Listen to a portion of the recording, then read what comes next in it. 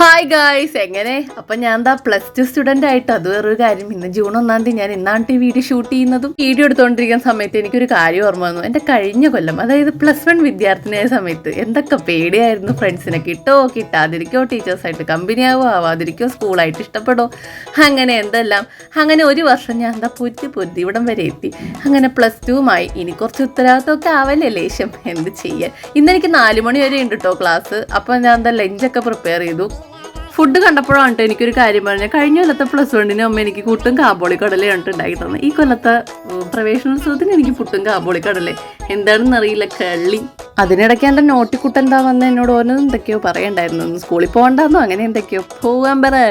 അങ്ങനെ ഫുഡൊക്കെ കഴിച്ച് ഞാൻ എന്താ ലിപ്സ്റ്റിക് ഒക്കെ ഇട്ടു. ഇനി കുറച്ച് ഉത്തരവാദിത്തങ്ങളൊക്കെ വേണം എന്നൊക്കെ വിചാരിക്കുമെങ്കിലും ഞാൻ പഴയ അങ്ങനെ ഇങ്ങനെയൊക്കെ കളിച്ച് നടക്കും. എന്ത് ചെയ്യാൻ, വെക്കേഷൻ കഴിഞ്ഞതിനൊരു സങ്കടമുണ്ട്. അങ്ങനെ ഞാൻ എന്താ ഇവനോട് യാത്രയൊക്കെ പറഞ്ഞ് ഞാൻ പോവുകയാണേ.